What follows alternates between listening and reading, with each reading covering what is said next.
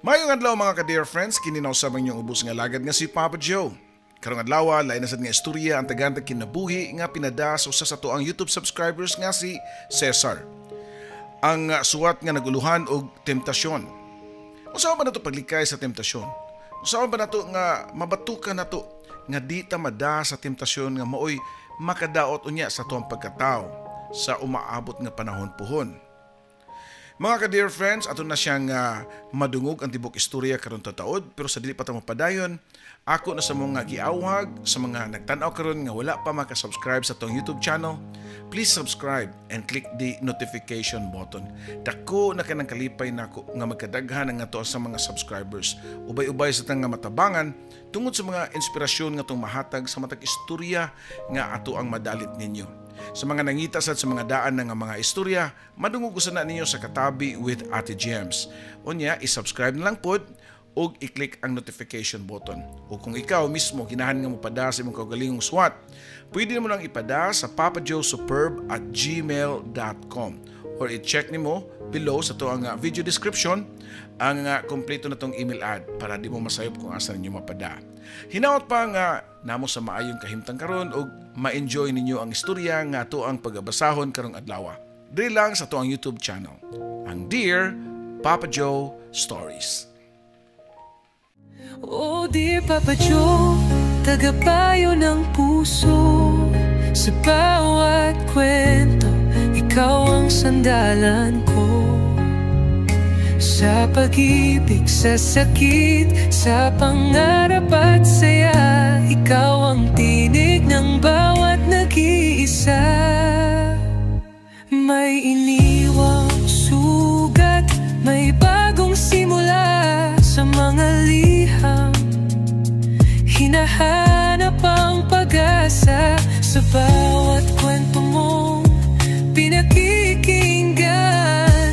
May aral at saya na hindi malilimutan.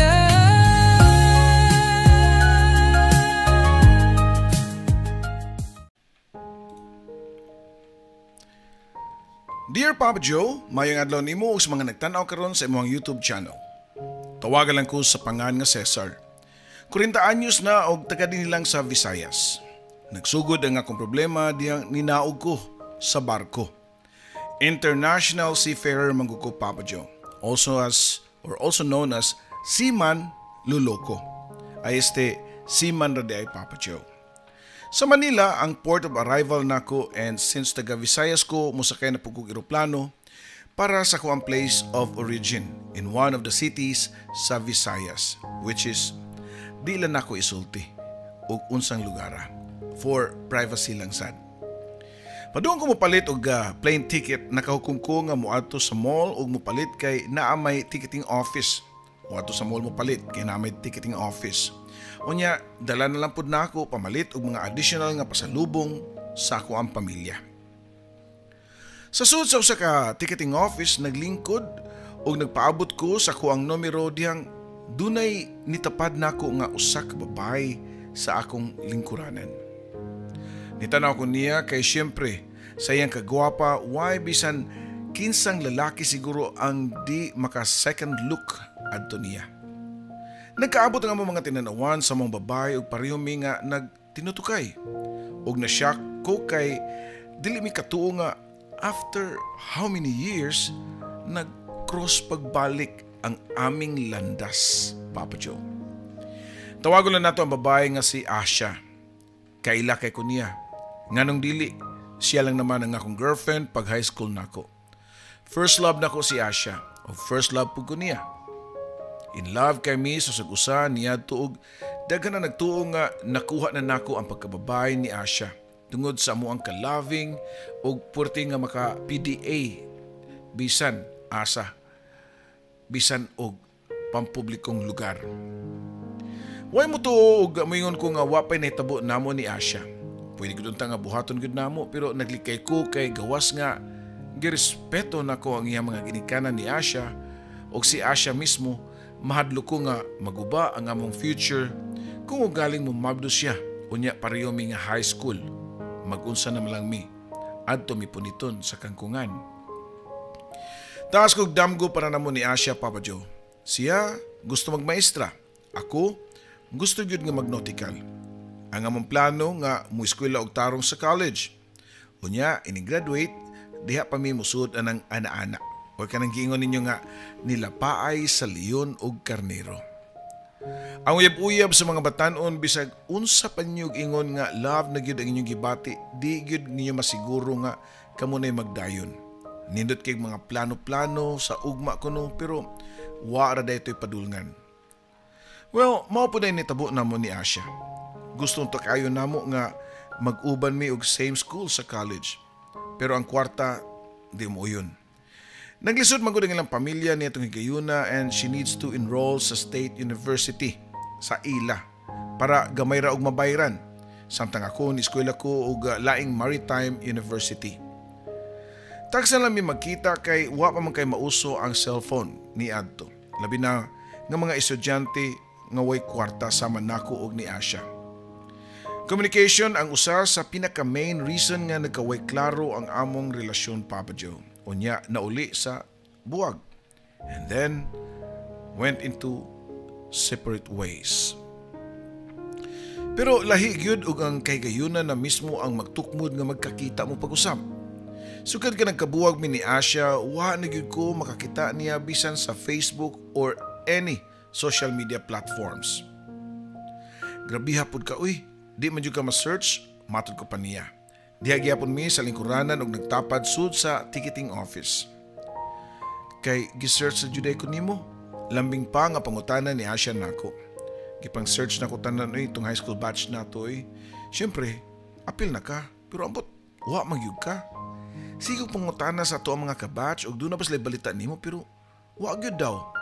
Tubag ko pa. Nirehistro ang kaguol sa mga mata ni Asya. Unya nitubag nga, "Hay, akong bana manggod, siloso kaayo eh. Para likay na lang sa gubot kay abi nimo og makita siya og naay mo like or mo comment sa akong Facebook nga lalaki sa una. Diretsuon niyag away uy. Di ra ba gyud i-private, ana gyud sa comment section makig-away. Ingon ra ko warfik akong bana. Mo nga nag-deactivate na lang ko tanan eh para wanay labad sa humantanan. Hapit na akong number o hapit na ko tawag sa teller, Papa Joe. Kung ganiha na board na ko o gidugayan nga mo irog ang number, niya itong higayuna, mas gusto pa na ko nga di na lang ko tawagon. Nag-enjoy na mong istorya ni Asya. Ang butog kung sa'y nisud sa kong utok nga ako masyang giingnan nga wa ka gutuma, mga on sa tana. Nito pagput siya na ako nga may pagkagigutom jug ko. Wa namin ni dayon og palit og ticket. Nigawas mi sa ticketing office para mangitag restaurant. Nangaon mi si Asya. Nangape, unya nag-stroll sud sa mall. Samtang naglakaw-lakaw ming duha og waysak ng tumong ni ring ang cellphone ni Asya. Gisinyasan ko niya nga di patingugon. Pagkahuman og storya nila ni Asya sa iyang bana, gi-off ang iyang cellphone. Naglakaw-lakaw gyud mi ni Asya sa mall. Huway tumong. Nagikap-hikap sa mga baligya, pero ang una-una lahi. Wa namin ibalik sa ticketing office para mupalit og ticket. Hangtod ni gabi na, ako siyang gihatod sa hotel nga iyang gistayhan. Unya, nagsabot nga magkita pagkaugma, kay mubalik mi sa ticketing office para idayon og palit ang ticket.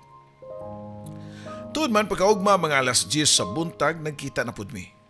Among gitiming nga mo-open ang mall. Una na ko nabantayan niya nga murag gisapot ug wa sa mood. Gisapot man lagi ka, nag-away na pud mo sa mong bana. Pangutana ko pa niya. Aw, unsa pa? Wa mo gyud koy lain problema, si Mark ra man gyud, tupag pa niya. May ka, Cesar, kay butan kaayo ka. Swerte kay mong asawa, matod pa ni Asya nako. Oo, swerte po ko niya kay butan kayo sad siya. Wala na gyud lain ginahuna. Ako ra gyud ang among mga anak. Ug ang among balay, sige pang limpyo si Marivic, uy, tubag ko pa. Ni-smile og hilaw si Asya.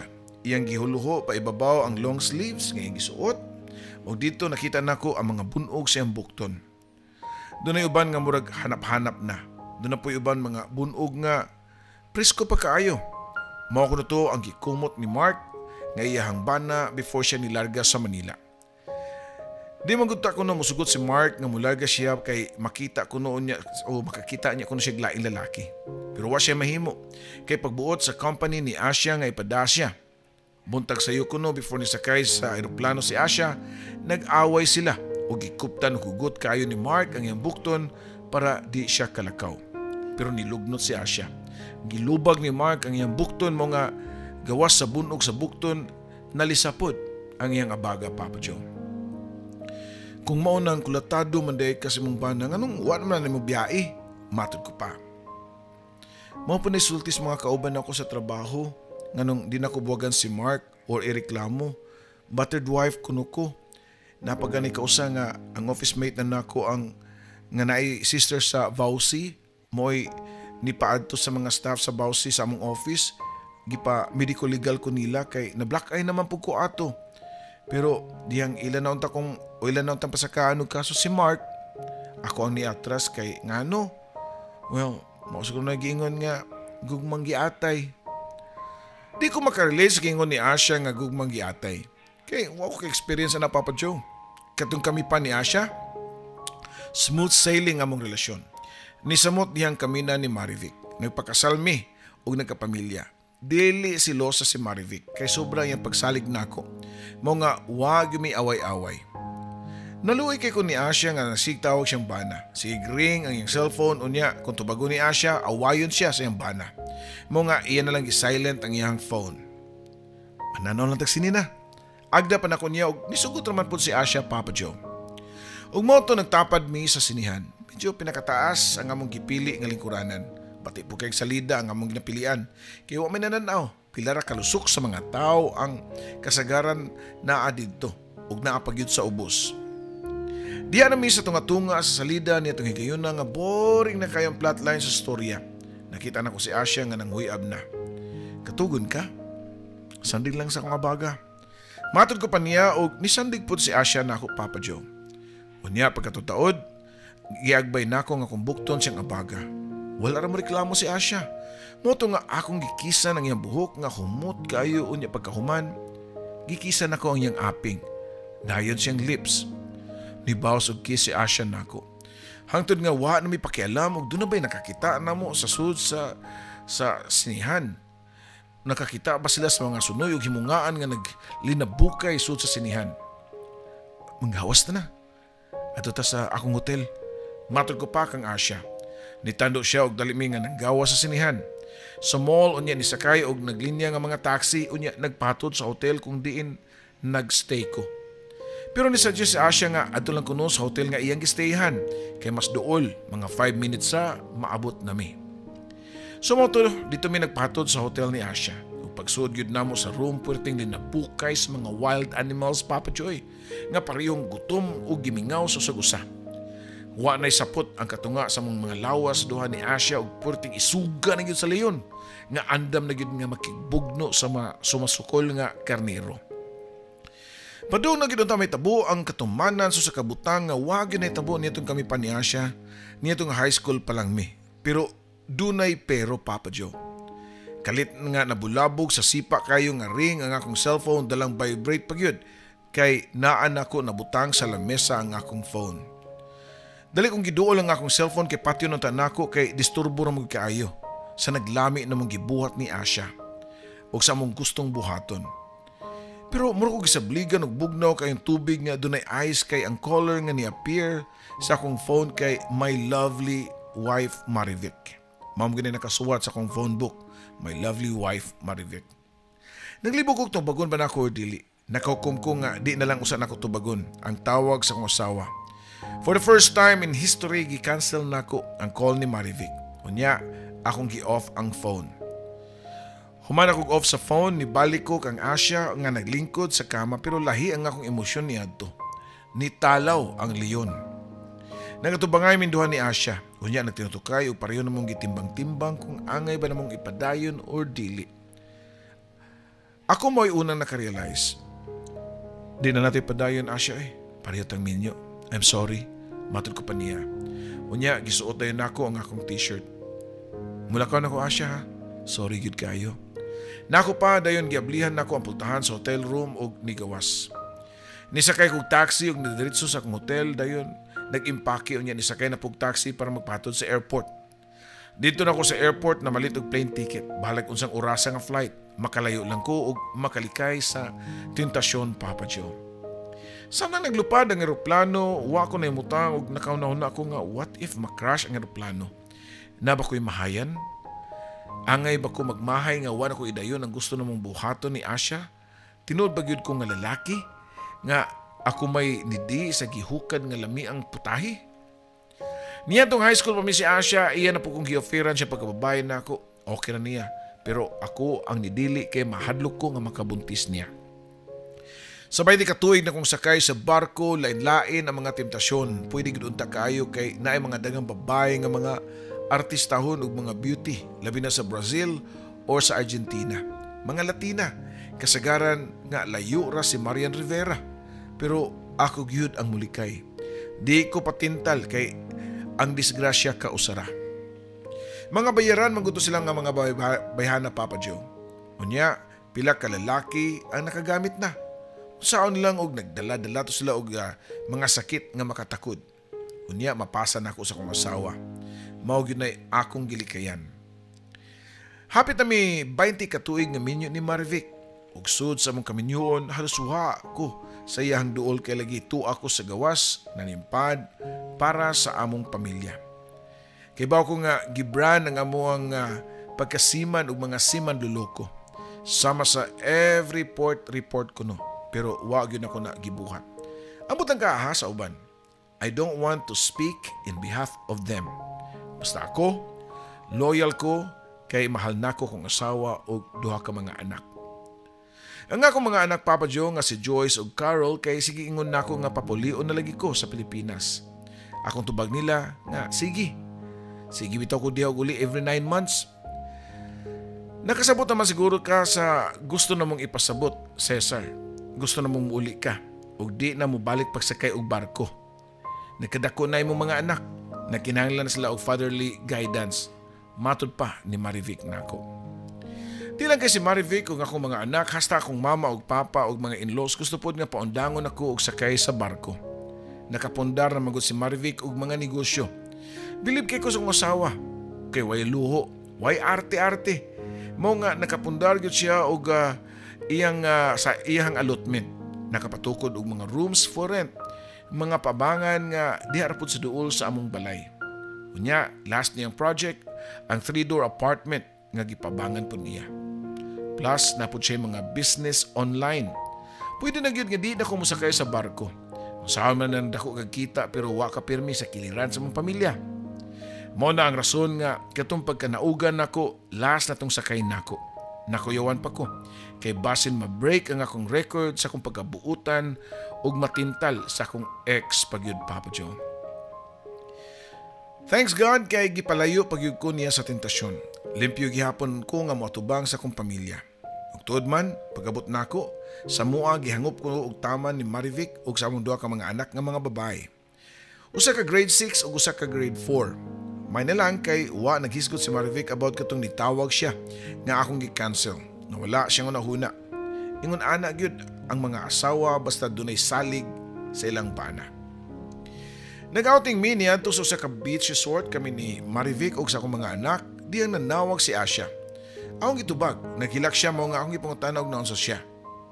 Siya gihilak og niingon nga magkita kuno siya nako o makikita kuno siya nako kay isulti niya ang hinungdan siyang paghilak. Akong gina si Asya nga di ko pwede makipagkita niya kay nag-outing mi sa akong pamilya. Niya na po siya nga inighuman na lang kuno sa outing magpaabot siya sa akong tawag. Wa ako mutawag ni Asya pero pagkagabi samtang nangatug namin ni Marivic, naiging ko kay niring ang akong phone. Di kulbaan dayon ko. Kay si Asya ang caller. Tungod kay natug naman si Marivic ni gawas ko og didto, way makadungog akong gitubag ang iyang tawag. Naghilak lang gyapon si Asya nga nanawag nako. Asya, pwede ba og di ka magsigig panawag nako labi na inganing orasa? Nga kibaw naman siguro ka nga kauban nako akong asawa. Sorry Cesar, ayo lang kahadlok. Kay wa man daw tang gibuhat, nanawag lang ko nimo kay pare-paybaw nga buwag namin ni Mark. Gipalayas ko niya sa mua kay siya man daw nagpatukod sa balay. Di ako karon sa pension house. Nag-check-in samtang nagpangita pa ko kaabangan. Matud pa ni Asya. Naluhi ko siyang kahimtang pero wa ko mutubay para di na mutaas ang istorya. Base no makadungog pa si Marivic nga na ako'y kaistorya sa gawas. Pagkaugma sige panugtawag si Asya bisan og akong giingnan nga di na mutawag. Ako siyang giteksan, Asya maluoy taong kanako. Ay sig panawag, pabutan lang kay ako rin mutawag nimo. May lang kay nakasabot raman pod siya Papa Joe. Nihunong nagpanawag si Asya nako. Ang sunod akong gibuhat, namalit ko og bagong SIM card unya nag-ilis ko og number. Gibuhat ko kadto para muhunong na siya og samok-samok kay basin og makaibaw pa simba ko si Marivic. Tinuod nga wa may relasyon ni Asya. Wa pa nitabo namo pero diryot ra bagyod. Gamay na lay kuwang. Mahitabo gyud dato. Ang nilnapaay sa Leon og Carnero sa hotel dito sa Manila. Sa sunod nga mga adlaw nahilom na ang nahilom na og nakabaton nagkalinaw ang akong cellphone. Nahimo na akong ibilin-bilin bisan asa sa sulod sa Bumbalay kay wa na mo ko gikadlukan. Walay nakaibaw sa akong number si Marivic lang. Wala na makapanawag or makatext si Asya nako. Pero sa kaadlaw nga Domingo na nimba ming upat sa akong asawa ug duha ka mga anak, pagkahuman nangaon sa restaurant, mao nalay akong kakurat sa tunga-tunga sa among papangaon, di nakit-an gyud nako nga nisud ang babay sa pultahan sa restaurant nga mao si Asya. Nilingkod siya sa mong atbang bali nagatubang man mi si Marivic so dili makita sa akong asawa o di siya makita sa akong asawa. Wala ko makatarong og kaon. Kuwang na lang nga akong padalion og human og kaon ang akong duha ka mga anak para makauli nami. Pagkahuman og kaon sa akong mga anak, ako nang giingnan nga manguli nami. Nireklamo pa sila kay gusto pa unta nila nga magmoling pero namakak na lang ko og giingnan ako nga naglain ang akong lawas. Di ka og information si Asya nako no. The way siya mutan-aw nako sa restaurant, hait kaayo nga murag nang hadlok nga sultian niya si Marivic sa nitabo na mo sa Manila. Nakuyawan na kayo ko.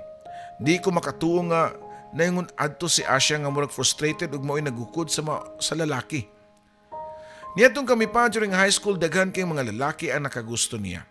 Basin karon nga minyo nami, pareho walay nausab siyang lawas kay or bisan gani karon nga minyo nami pareho nga way nausab siyang lawas kay wa man siya kaagi og anak. Wa sila anak siyang bana, murag dalaga pa siya tan-aon. Kung buto naon, pwede siya nga mangitag lalaki nga gwapo, dato ug ulitaw, kanang way sabit. Pero nganong niya man gyud siya nako. Nga dad bod naman ang niya akong lawas, tambok ko nako og nawa na nga akong pogi points sama niya tong ulitaw pa ko. Ang wa gyud ako dama kang Asya nga moabot siya niya tong level sa stalking nga gibuhat niya nako. Pagkasunod adlaw manggod, mao nalay akong kakurat diyang ako nakit-an si Asya sa among atbang. Hapit good ko mahayang sa akong gilingkuran o sa akong gilingkuran sa among terrace. Diyang nakit-an nako ang taxi nga nihunong sa among tungod. Unya ninaog si Asya. Nigawas pod si Marivic sa mong balay o gitagbo siya. Cesar, tawag pa ni Marivic nako. Naay bagong moabang sa atong room nga nakabakante. Dali, tabangi mig alsa ni mga gamit ni Asya.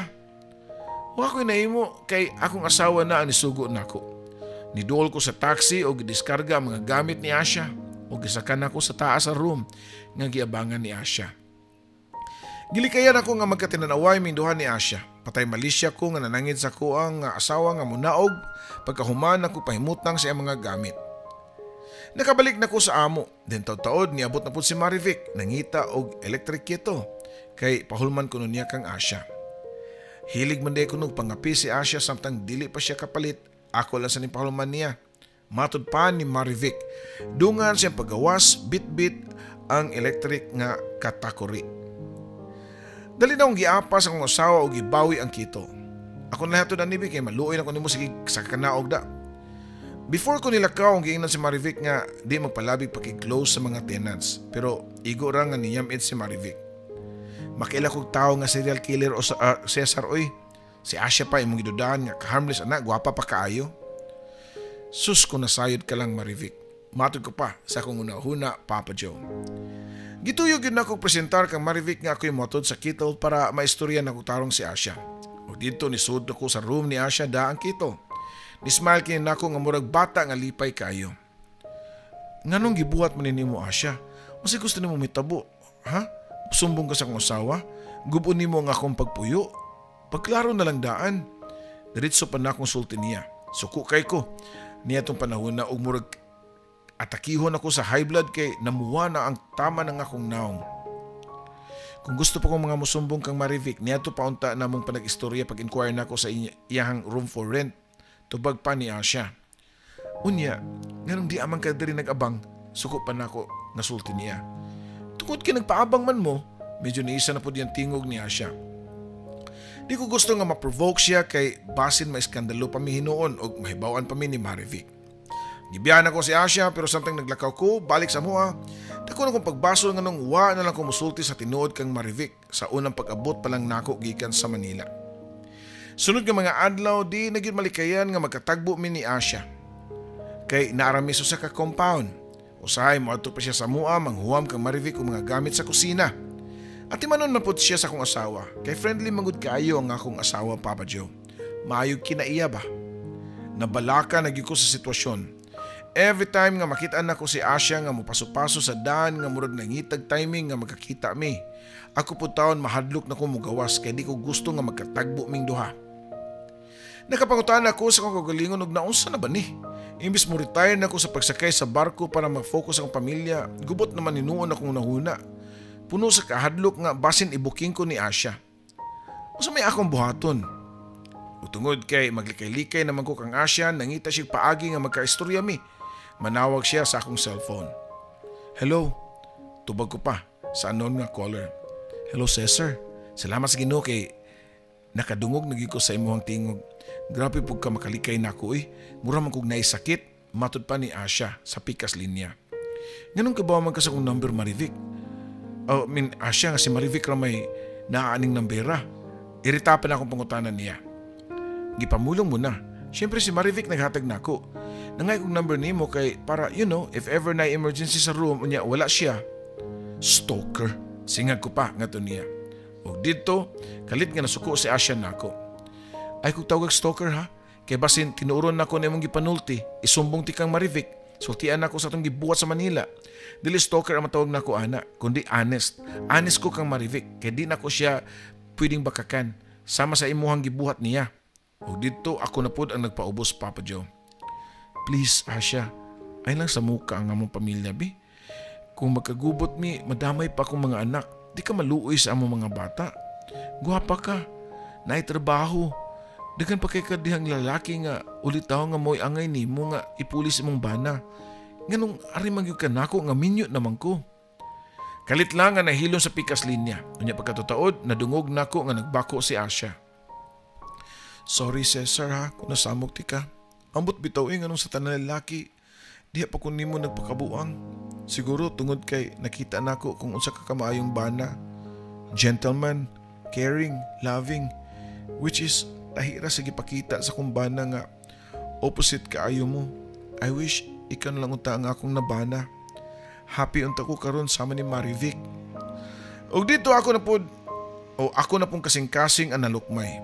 Nahinumdum ko sa iyang mga bunog sa bukton o sa iyang pagka-battered wife. Naluoy ko kang Asya. Pero sa may mabuhat na ako, dili man pwede na ako nga ako siyang uyabon kay naaman ko'y asawa. Asya, tabangan ti ka mangita og laing kabangan ha. Ayon lang sabta nga di ko ganahan nimo diri o nasuko ko nimo pero angay na to ni buhaton para likay sa gubot. Nalipay ko kay nisugot si Asya. Okay ko na niya nga tabangan ako siya nga mangitag laing punoy-anan. Pero waan ako na mabuhat ang akong gipromise kang Asya. Na busy manggug ko kay nagsingabot na ang birthday sa akong youngest. Nagplano og birthday party si Marivic para sa among anak. Di ko makaikyas-ikyas para mangitag kaabangan nga maoy akong gipromise kang Asya.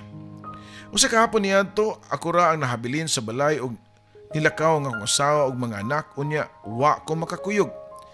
Day kalit nga nisuod og kay wa may nalak o wa nalak ang pultahan sa kusina og dito niagi si Asya. Mura ko nakita abat diyang kalit nga nisuod si Asya. Nganong niari man taong ka, maabtan ka sa kong asawa. Matod ko pa niya.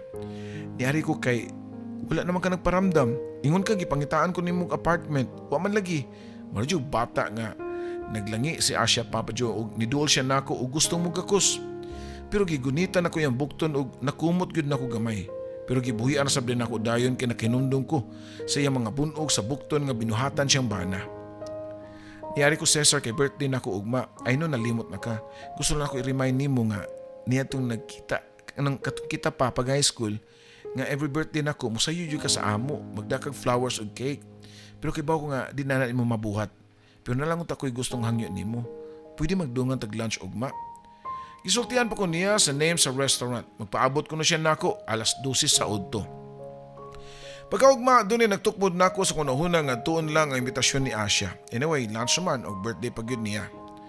At tuon magyutan ako siya. Pero gipadrive ko ni Marivic sa iya mga delivery sa mga produkto nga iyang gibaligya online. Naglain ko na yung lawas o di siya ganahan mo drive. Sumotuwa ko kato nga sa birthday nga imbitasyon ni Asya. Hapon naming naabot si Marivic sa balay. Og igor siya nag-ilis nilakaw na po dayon, kauban na kundo ka mga anak kay nasalay pamaliton. Ako na lang ang nahabilin sa amo. Og igor yun nakatalikod sila si Marivic niabot si Asya nga niagi na sa likod sa among kusina. Nagdala og cake, Papa Joe. Ginjan man ko ni mo Cesar, uy ako na ni Ario para i-blow na ko ning cake nako. Lain pud kay ako na mag-blow aning kandila, matod pa ni Asya.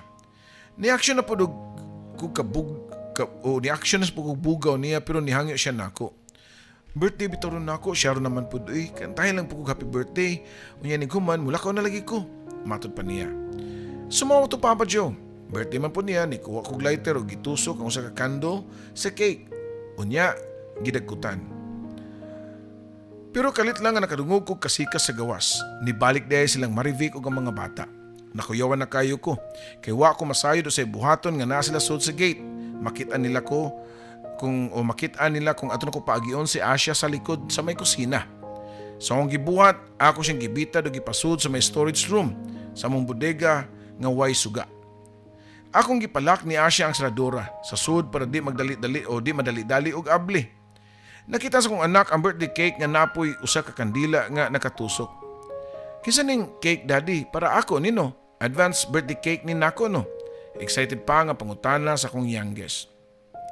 Nitando lang pug ko ug ningon nga yes, imo ng cake. Advance happy birthday baby. Matod ko pa sa kong anak. Nanganta pa mingo pa happy birthday niya pagkahuman gikaon nila ang cake ni Asya Papa Joe. Samtang lingaw kayo kong asawa ug mga anak nga nangaon akong puting kulbaa. What if musud si Marivic sa bodega? Hinuingit-ngit man ug wa siya makita gawas kong mag-flashlight siya. Kay bawo ko nga di na niya buhaton. Pero what if tuyoon ni Asya ug gawas para pangamong ba Papa Joe? Kada minuto nga mulabay, halos atakihon ko sa kakulba. Kadugay basad mahuman ni Marivic, uy, sige pa magstorya-storya. Nananaw pa sila og TV sa sala o niya after pila ka oras, usap pa sila nagihay panood sa kwarto. Nagdungan ming Marivic og sud sa mong kwarto o niya ako siyang gipakatug. Purti na kong ampo nga unta matug na. Mga lapas tong ang gabi nagyud Papa John ay nanok si Marivic diha pa ko nakahinahinay og nigawas sa kwarto og niadto sa bodega. Gitok-tok na og hinay ang pultahan sa bodega. Ako ni abli ko. Matod pa sa hinay na kong tingog. Niabli ang pultahan og pinaagi sa gamay nga danag sa suga gikan sa kwarto nakita na ko ang naong ni Asya nga murag gikan na ligo. Basa kay sa singot. Hasta yang sinina purting basaa sa singot. Dito pa ko nakarealize nga wa man di ay bisag electric fan unya close kayo og ngit-ngit pa og init pa ang sud sa bodega. Kalit nga nihilak si Asya pero way tingog nga nigawas sa mga baba. Gipugngan po niya nga makahimog kasaba. Murag gihila ba kung kasing-kasing sa kaluoy niya samtang nagtanaw nga paspas nga nigawas sa bodega og nipaingon sa pultahan sa kusina. Pagkaugma, wala na si Asya. Nihawa og igo ra nagbilin og note para kang Marivic nga di na niya kuhaon ang advance payment. Papa Joe, sukad niya itong adlaw, wa na ko masayod asa napunta si Asya. Wa na siya nitawag o ni-text na ako. Wa na siya nagparamdam, which is angay na kong ipasalamat kay nanakoy peace of mind. Pero mao mo ginikaha ni? Magmalinawon ka nga akong konsensya nga halos kada adlaw di man ko makalimot sa makaluluoy nga dagway ni Asya nga nigawas sa bodega human sa pila ka oras niyang tago sud sa init ug ngit-ngit nga kwarto. Kung gusto niyang mugawas pwede man gud pero wa niya buhata kay di siya gusto nga masakpan ko ni Marivic. Sa laing bahin, nakonsensya po ko sa kong asawa. Angay siyang makahibaw para makuha-kuhaan ang kabugat nga akong gidala-dala. So mao to Papa Joe after 1 year sukad nitabo kato Dito pa ko nakabaton og igong kusog nga mutugan kang Marivic sa tanan. Nasuko kay siya nako. Kay nganong gipalabay pa nako og 1 year usap ako ni sulti sa tinuod. Di makatuo si Marivic nga nabuhat ko kadto, pero buotan gyud akong asawa. Kay nagunahuna siya og naunsa nakaha si Asya. Nasuko siya kang Asya at the same time na balaka. Sama po siyang gibati diri nako. Nasuko siya nako at first pero paglabay sa pila ka adlaw iya ra kong gipasaylo. Papa Joe, mao kining istorya nga di na ko malimtan o gusto na kong i-share sa katawhan. Labi na sa mga lalaki or bisan babae na pod. Nga doon na mga kabilinggan ba. Ang kalibutan dangog. Usa ka sipyat sa imong paglakang pwede ka nga maslide. Maslide sa tentasyon. So kung masulti nga kung doon naman gani mo abot nga sitwasyon sa inyong kinabuhi, nga paminaw ninyo dili sakto, ayaw na lang yun o pada sa tama. Kaya once makasud ka ana, lisod o gawas na. Labi na sa mga temptasyon karon. Daghang salamat Papa Joe sa imong pagbasa and God bless o kini imong magtatampo, Cesar. Daghang salamat Cesar o sa mga nagtanaw diha. Comment lang mo sa inyo masulti sa atong istorya karon. Ay mo kalimot pag-subscribe ha. Kini sa inyong ubos nga lagad Papa Joe.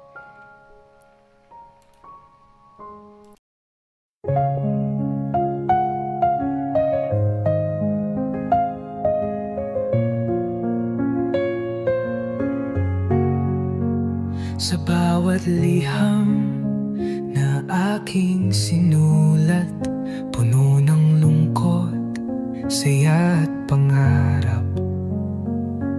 Sa radyo mong tahanan ng kwento, Papa Joe, ikaw ang aming kakampi sa mundo.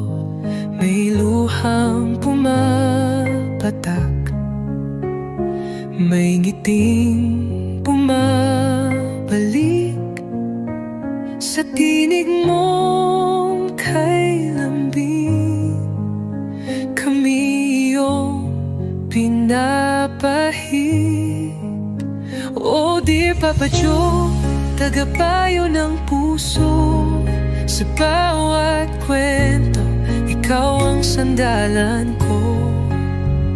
Sa pag-ibig, sa sakit, sa pangarap at saya, ikaw ang tinig ng bawat nag-iisa. May iniwang sugat, may bagong simula sa mga liham. Hinahanap ang pag-asa sa bawat kwento mong pinakikinggan. May aral at saya na hindi malilimutan.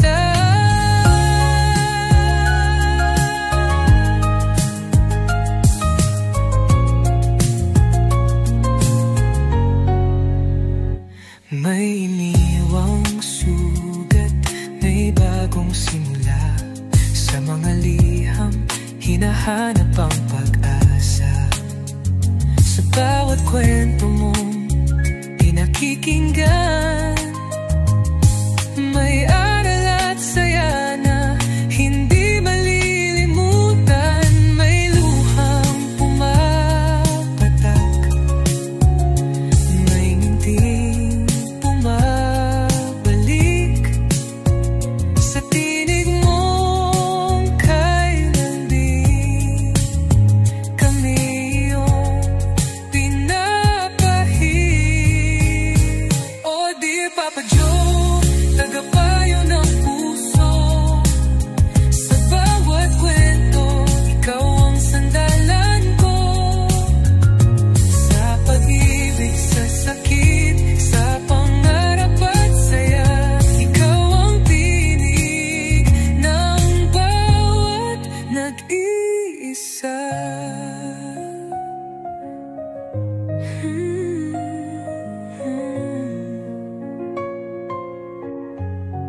Sa alon ng radyo, tinig mong gabay, nagbibigay pag-asa sa bawat buhay. Kahit saan man kami dalhin ng mundo, ikaw ang kaibigang laging nandyan. Joe. Oh dear Papa Joe, aming kaibigan, salamat sa kwentong